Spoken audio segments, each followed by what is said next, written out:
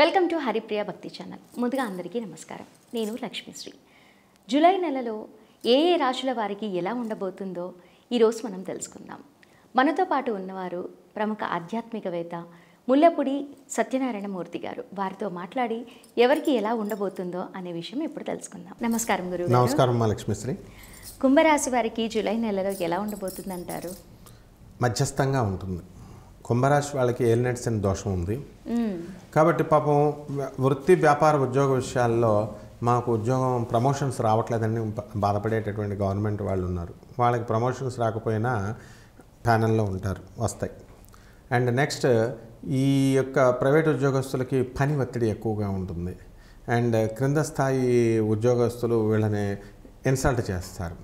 అష్టమకేతు నడుస్తున్నాడు. అసలు ఎలా ఉంటుందంటే కుంభరాశి వాళ్ళకి మేము మరణించేద్దామా, ఆత్మహత్య చేసేసుకుంటే బాగుంటుందా, ఆత్మహత్యా సదృశ్యమైనటువంటి ఫలితాలు రావడానికి అవకాశాలు ఉంటాయి.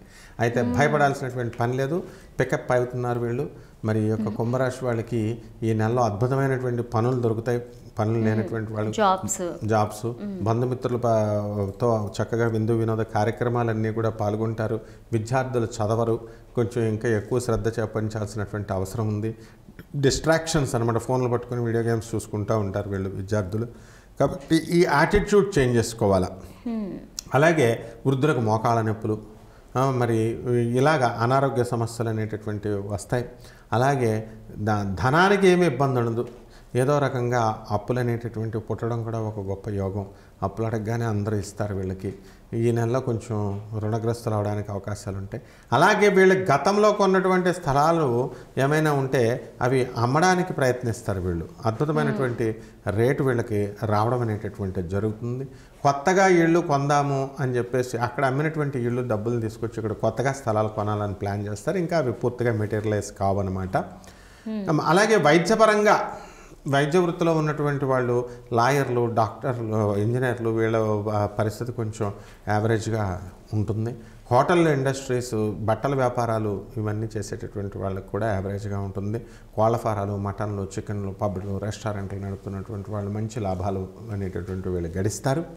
ఆ తర్వాత నోటు దురుస్తనం. అందరూ కూడా కుంభరాశి వాళ్ళు అందరూ కూడా మందుబాబులు అయిపోతారు. అంటే కంప్లీట్గా ఎంతమంది అని కాదు, ఇప్పుడు కొందరు. ఎందుకనంటే రాహు ఎప్పుడైతే వాక్స్థానంలోకి వచ్చాడో నోటి సంబంధమైనటువంటి వ్యసనాలు వస్తాయి అని చెప్పి అది ఇదనమాట. కాబట్టి ఏమిట్రా నాయనా ఇలా చెప్తున్నాడు అని అనుకోవాల్సినటువంటి ఇది లేదు. శాస్త్ర ప్రమాణంగా మనం చెబుతాం అనమాట. విత్ రూల్ నేను అప్లై చేస్తున్నాను ఒక ప్రొఫెసర్ని కాబట్టి ఈ యొక్క కుంభరాశి వారికి ఒక్క మనశ్శాంతి అనేటటువంటిది తప్ప మిగతాది అన్నిటిలో కూడా బ్రహ్మాండంగా ఉంది.